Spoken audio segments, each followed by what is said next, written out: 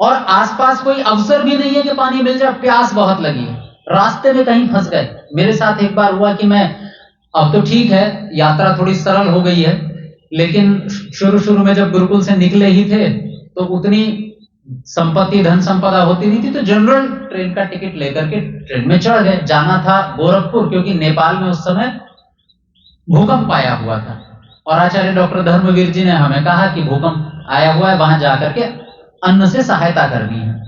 तो पैसे इकट्ठे किए गए, मैं, आचार्य कर्मवीर जी और मेरे एक मित्र थे सोमेश जी, सबको वहां पहुंचना था। मैं सबको गोरखपुर में मिलना था। मैंने जनरल ट्रेन का टिकट लिया और मैं चढ़ गया। भीड़ बहुत तेज, बहुत अधिक, और गर्मी का समय, तो जैसे तैसे खड़े खड़े कहीं समय निकाला। अब लगा कि नहीं, बैठना पड़ेगा, तो वो टॉयलेट के बीच की जो जगह होती है वहां बैठ गए। प्यास बहुत भयंकर, पानी है नहीं, और बेचने वाला कोई आ नहीं रहा, इसलिए क्योंकि भीड़ है। अब क्या करें? तो उस समय बस मन में एक ही विचार था कि मेरे पास जितने भी पैसे हैं, 1000, 2000, 5000 रुपए, मैं ये देकर अगर एक बोतल मुझे पानी मिल जाए मैं ले लूंगा इस समय। लेकिन जब कुछ भी नहीं हुआ, प्यास अपने चरम सीमा पर पहुंच गई, तो बीच में कोई स्टेशन था, मुझे याद नहीं, शायद कानपुर या कुछ हो, मैं ट्रेन से ही उतर गया। छोड़ दी मैंने ट्रेन। मैं सबसे पहले दुकान पर गया, पानी लिया और उसके बाद बस पकड़ के गोरखपुर पहुंचा।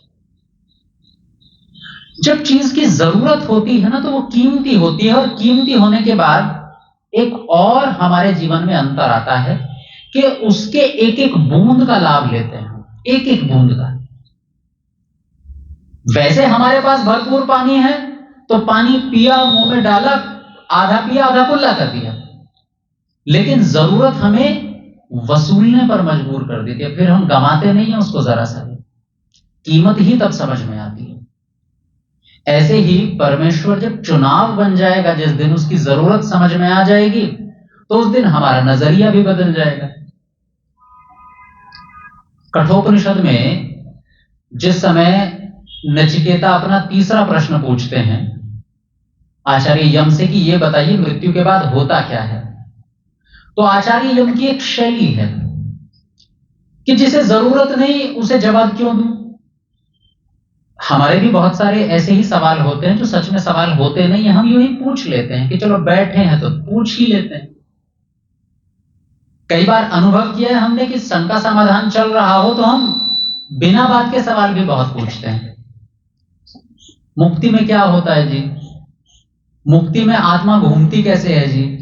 अरे अभी दुनिया के सवाल जवाब से फुर्सत नहीं मिली और मुक्ति के सवाल पूछे जा रहे हैं।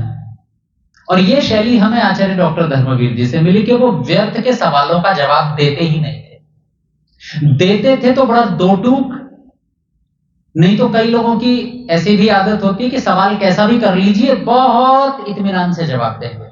आचार्य धर्मवीर जी चाहते थे कि काम के सवाल पूछे जाएं। एक बार किसी व्यक्ति ने पूछ लिया यज्ञशाला में प्रवचन के बाद में कि जी ऋषि दयानंद सरस्वती जी ने जो 16 आहुतियां लिखी है ना देने के लिए, वो उतनी ही आहुति देने की जो में देनी चाहिए या कम ज्यादा भी कर सकते हैं?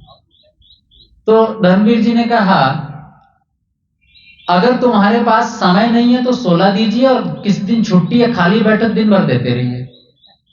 और दूसरा सवाल पूछा तुम यज्ञ करते हो? बोले जी मैं तो नहीं करता। तो बोले फालतू सवाल पूछ रहे हो, तुम्हें यज्ञ करना है नहीं, सवाल पूछ रहे हो कितनी आहुति देनी चाहिए, व्यर्थ के सवाल। आचार्य यम को भी पता है कि सवाल व्यर्थ का तो नहीं है कि ऐसे ही इसे मैंने 3 वर दे दिए तो जबरदस्ती तीसरा भी पूछना है, इसलिए पूछ रहा है या अंदर से भूख भी है कुछ। तो आचार्य यम उसे लालच देते हैं कि चल इस सवाल के बदले, इस प्रश्न के बदले कुछ और मांग,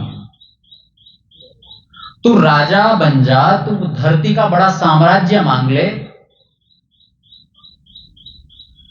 वो कहते हैं कि महाभूमौ नचिकेतस्त्वमेधि, तुझे पूरी दुनिया का साम्राज्य मिल जाएगा। बल्कि वो तो यहां तक कहते हैं कि जैसे एक राजा अपने रथ पर चलता है और गाजे बाजे साथ में चलते हैं, वैसे भी तुझे मिल जाएगा, लेकिन ये सवाल मत पूछ। पर नचिकेता कहता है न वित्तेन तर्पणीयो मनुष्य लप्स्यामहे वित्तमद्राक्ष्म चेत्वा। अगर एक बार मृत्यु को जान लिया ना तो ये सब चीजें तो वैसे ही मिल जाएंगी।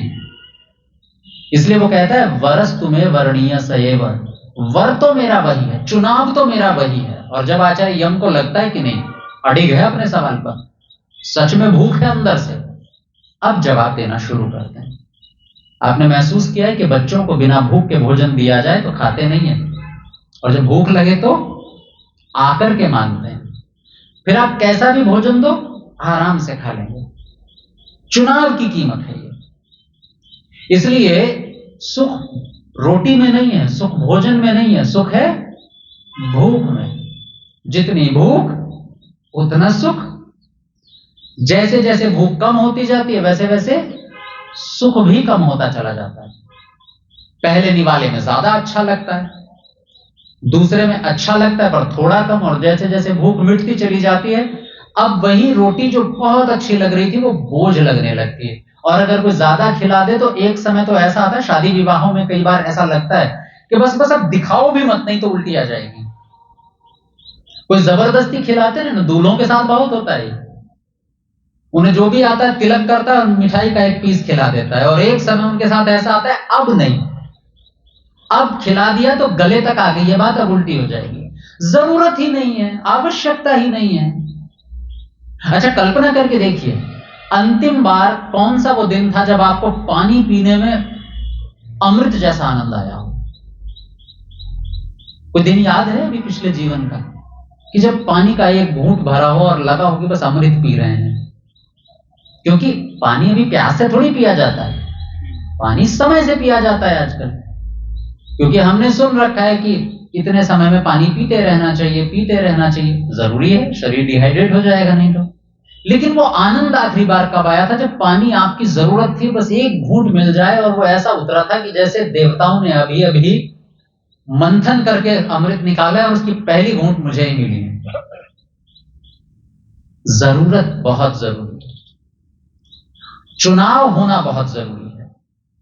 इसलिए चाहे दुनिया में परमेश्वर हो, मैं स्वयं हूं या कोई और चीज, जब तक चुनाव नहीं बनेगी बेकार है, व्यर्थ है, किसी काम की नहीं, दोयम दर्जे की है। और परमेश्वर भी हमारे लिए दोयम दर्जे का हो जाता है उस समय। और इसलिए परमेश्वर से जो हमें मिलना चाहिए वो कभी मिलता भी नहीं है। दुनिया उसने पहले ही दे रखी है, पर जिस आत्मिक शांति की हमें चाह है वो दूर भागती रहती है। इसलिए हम जो स्तुति प्रार्थना उपासना के मंत्र बोलते हैं उनमें अंतिम का एक वाक्य 5 बार दोहराया जाता है, कस्मै देवाय हविषा विधेम। और ऋषि दयानंद सरस्वती जी ने उनमें से एक बार उस एक पंक्ति का अर्थ किया है कि हम अपने आत्मा और अंतःकरण से परमेश्वर को अपनी आत्मा समर्पित करनी है। यानी अगर एक सवाल सीधा सा पूछा जाए कि परमेश्वर चाहता क्या है हमसे, तो कुछ तो उसे हमसे भी चाहिए ना, क्या चाहिए उसे? हालांकि आप सब हिंदू समाज से लोग बैठे हुए हैं और सबके अपने अपने तरीके हैं परमेश्वर को खुश करने के, प्रसन्न करने के, और हम चाहते हैं कि हमारे पास जो अच्छे से अच्छा हो हम वो परमेश्वर को दे दें। इसीलिए तो आप मंदिरों में जाकर के देखेंगे मूर्तियों को सजाया जाता है। हम नादान लोग हैं, हमारे यही तरीके हैं। हमें लगता है हमें कपड़े पहनना अच्छा लगता है तो शायद भगवान को भी अच्छा लगता हो, चलो उसे भी पहना देते हैं। हमें लगता है हमें खाना अच्छा लगता है तो शायद भगवान को भी अच्छा लगता हो, चलो उसे भी खिला देते हैं थोड़ा सा। हम अपने से भगवान को तोलते हैं हमेशा। अरे हम बहुत छोटे व्यक्ति हैं, हम इंसान हैं, हम इस ब्रह्मांड की चींटी का बराबर भी हिस्सा नहीं है। हमारी जरूरतें परमेश्वर की जरूरतें बराबर कैसे हो सकती हैं? हमारी इच्छाएं परमेश्वर की इच्छाएं बराबर कैसे हो सकती हैं? हमें इच्छा है कि हम अपने बारे में खूब बढ़ाई सुने तो हम भी परमेश्वर की तारीफ करके आ जाते हैं और सोचते हैं बस भगवान खुश हो जाएगा। एक तो बड़ी समस्या है कि भगवान खुश हो जाएगा। हमारी अगर प्रशंसा करने से, हमारे अगर थोड़ी सी मिठाई खिलाने से, कपड़े पहनाने से भगवान खुश होता तो इसका एक सीधा सा मतलब है कि उससे पहले भगवान दुखी बैठा था। तभी तो हम ये कह सकते हैं कि भगवान खुश हो गए, क्योंकि पहले दुखी था। कल्पना कीजिए कैसा लगेगा भगवान दुखी बैठा है, रो रहा है, हमने जाकर खुश किया है उसको। ना ना, इतनी सस्ती चीजें परमेश्वर को पसंद भी नहीं है और भगवान इतना सस्ता है भी नहीं। तो भगवान को हमसे क्या चाहिए? तब ऋषि लिखते हैं कि भगवान को हमसे हम ही चाहिए, स्वयं हमारी आत्मा चाहिए, उसका समर्पण चाहिए, 100% समर्पण, और उसमें भी कोई इफ और बट नहीं। मतलब, और वो भी इसलिए नहीं क्योंकि भगवान को अच्छा लगता है कि कोई मेरे सामने आकर घुटने टेके, इसलिए भी नहीं, बल्कि इसलिए कि अगर हम परमेश्वर के सामने समर्पण करते हैं तो इससे फायदा ही हमारा है। जैसे एक राजा चाहता है कि मेरी प्रजा के लोग नियमों का पालन करें, यानी मैंने जो कानून बनाए हैं उन कानूनों के सामने समर्पण करें, उनका पालन करें, इसलिए नहीं कि मुझे कुछ मिल जाएगा, इसलिए कि ये सुरक्षित रहेंगे, सेफ रहेंगे। अगर इन्होंने नियमों का पालन किया तो इन पर कोई आपत्ति नहीं आएगी। सड़क पर चलने पर जो कानून लिखे हैं वो कानून हमारे लिए है। लिखा होता ना, हेलमेट पहनकर चलिए, तो आज के युवा लोग सोचते हैं क्या जबरदस्ती, पुलिस वाला रोक लेगा डंडा दिखाकर, हेलमेट क्यों नहीं पहना, क्या जबरदस्ती, हेलमेट पहन के चलो, बाल खराब हो जाएंगे, तो शादी में जाना है, कंगा है नहीं, कहां संवारेंगे बाल। अरे भाई, वो नियमों का पालन इसलिए कराना चाहते हैं क्योंकि हमारी सुरक्षा उसी में छिपी है। ऐसे ही परमेश्वर चाहता है कि हम आत्मा से समर्पण करें उसको, इसलिए क्योंकि हमारी सुरक्षा ही उसी में है। नहीं करेंगे तो असुरक्षित हो जाएंगे। इसलिए ये मन में धारणा बैठा लेना कि नहीं हम भगवान के लिए कुछ कर रहे हैं, बड़ी गलत धारणा है। छंदोग्य उपनिषद नहीं, बृहदारण्यक उपनिषद का एक प्रकरण है जिसमें आचार्य याज्ञवल्क्य और मैत्रेयी का संवाद है। आचार्य याज्ञवल्क्य चाहते हैं कि अब बस वो घर के गृहस्थी के दायित्वों को, जिम्मेदारों को छोड़ करके अपनी आत्मिक उन्नति के लिए निकलें घर से। लेकिन घर में मैत्रेयी भी हैं और कात्यायनी भी हैं। तो वो मैत्रेयी को बुला करके कहते हैं, मैत्रेयी तुम्हारा झगड़ा कात्यायनी से सदैव चलता रहता है, चलो सुलह करा देता हूं, मैं रहता हूं तो ठीक रहता है, मैं नहीं रहूंगा तुम्हारे बीच में तो झगड़ा ही होता रहेगा। तो मैत्रेयी पूछती है कि किस बात की सुलह कराओगे? थोड़ा जमीन का टुकड़ा बांट दोगे बस? आज तक तुम्हें जो दक्षिणा मिली है शायद वो बांट दोगे बस? इससे ज्यादा क्या ही बंटवारा कर पाओगे? इससे ज्यादा सुलह क्या होगी? सुलह अगर करवानी ही है, अगर मुझे कुछ देना ही है, तो वो दो जिसके मिलने के बाद और कुछ पाने की इच्छा ना बचे। ऐसा कुछ दे सको तो बताओ। अगर तुम भगवान को प्रसन्न करने के लिए, भगवान के लिए कुछ करने जा रहे हो, तो हमें कुछ ऐसा दे करके जाओ कि हमें दोबारा मांगने की जरूरत ना पड़े किसी से। आचार्य याज्ञवल्क्य रुकते हैं और वो कहते हैं, मैत्रेयी, मैं भगवान के लिए कुछ करने नहीं जा रहा। और वो 2-4 उदाहरण देते हैं। बहुत अच्छा वो प्रकरण है। वो कहते हैं, मैत्रेयी, तुझे क्या लगता है कि दुनिया में कोई भी व्यक्ति किसी दूसरे के लिए कुछ करता है? नहीं करता। हम जो भी करते हैं वो अपने लिए करते हैं। बस पता होना चाहिए कि स्वार्थ वास्तव में है किसमें। करते हम अपने लिए। तो आचार्य याज्ञवल्क्य कुछ पंक्तियां बोलते हैं और समझाते हैं। न तो पुत्रस्य कामाय पुत्र प्रिय भवति, मैत्रेयी, आत्मनस्तु कामाय पुत्र प्रिय भवति। बेटे के लिए बेटा किसी को प्रिय नहीं होता। अरे मुझे बेटे को देखकर अच्छा लगता है, मुझे अपनी संतान को अपने सामने देखकर उसे खिलाकर अच्छा लगता है, इसलिए मुझे संतान प्रिय है। संतान के लिए संतान किसी को प्रिय नहीं हो। जिस दिन वो संतान हमारे प्रतिकूल हो जाएगी, उस दिन वही संतान हमें देखने में भी अच्छी नहीं लगेगी। उस दिन हम खुद बोल देंगे कि मेरी नजरों से दूर चला जा, क्योंकि मेरी अनुकूलता है ना। वो परस्पर के संबंधों के लिए भी कहते हैं ना, तो मित्रस्य कामाय मित्रम प्रियम भवति, मैत्रेयी, आत्मनस्तु कामाय मित्रम प्रियम भवति। कोई दोस्त दोस्त के लिए अच्छा नहीं लगता। मेरे स्वार्थ पूरे हो रहे हैं उससे, मजबूरी में मेरे काम आता है, मेरी बात सुनता है, मेरी सहायता करता है, इसलिए मित्र मुझे प्रिय है। और कहते हैं, तेरी और मेरे बीच की बात, न तो पत्न्याः कामाय पत्नी प्रिया भवति, आत्मनस्तु कामाय पत्नी प्रिया भवति। पत्नी के लिए पत्नी किसको प्रिय होती है? मेरा स्वार्थ जुड़ा हुआ है। आपके जीवन में आने से मेरे भाग्य उदय हो गए, इसलिए मुझे पत्नी प्रिय है। मैत्रेयी, तुम मुझे इसलिए प्रिय हो क्योंकि तुमसे जब विवाह हुआ उसके बाद मेरा जीवन सुधर गया, मेरे जीवन में एक लक्ष्य मिला, मेरे जीवन में सरलताएं आई, सुविधाएं आई, इसलिए मुझे आप प्रिय हो, आपके लिए नहीं। और कहते हैं, रही बात मेरी कि मैं जा रहा हूं और तुम मुझे रोक रही हो तो क्या प्यार करती हो इसलिए रोक रही हो? हाँ करती तो हो, लेकिन वो उसमें स्वार्थ तुम्हारा है।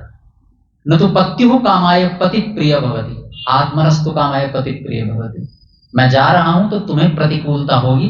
कल आचार्य डॉक्टर वेदपाल जी कह रहे थे ना कि जब कोई व्यक्ति हमसे बिछड़ता है तो उसका दुख पूरी दुनिया को एक साथ नहीं होता, कुछ लोगों को होता है, केवल उन लोगों को होता है जिनसे अनुकूलता जुड़ी हुई थी, उसके जाने से जिनको फर्क पड़ता है, जिनको अब बात करने को कोई नहीं मिलेगा उन्हें फर्क पड़ता है, उन्हें दुख होता है। जो रोज उससे मिलते थे, बैठते थे, जिन्हें आशीर्वाद मिलता था, कोई भी किसी तरह की अनुकूलता या सुविधा थी, उन्हें दुख होता है। मैं जा रहा हूं तो तुम मेरे लिए दुखी हो? नहीं, अपने लिए दुखी हो। और अंत में एक वाक्य बोलते हैं जो हम सबके समझने के लिए है। वो कहते हैं न तो ब्रह्मण कामाय ब्रह्म प्रियम भवति, भगवान के लिए भी भगवान किसी को पसंद नहीं। आत्मनस्तु कामाय ब्रह्म प्रियम भवति। दरअसल हमारे स्वार्थ पूरे होते हैं, इसलिए ब्रह्म हमें प्रिय है, भगवान हमें प्रिय है। इसलिए कल्पना ही छोड़ दीजिए कि हम भगवान के लिए कुछ कर पाएंगे, कुछ नहीं कर सकते, करने की जरूरत भी नहीं है, क्योंकि उसको कुछ चाहिए नहीं। चाहिए इसलिए नहीं क्योंकि वो अधूरा नहीं है, पूरा है पहले से। हमें जो करना है अपने लिए करना है। तो इसलिए चाहे आप जहां जाइए, जिस सत्संग में जाकर के बैठिए, चाहे यज्ञ की वेदी पर बैठिए, चाहे आपको कभी लगे कि नहीं मंदिर जाने की इच्छा है, छूट है, जाइए, लेकिन ये सोच करके मत जाइए कि भगवान के लिए कुछ करके आ जाएंगे। और अगर ऐसा सोच कर गए हैं तो फिर वही हमने भगवान के साथ नौकरों जैसा बर्ताव कर दिया।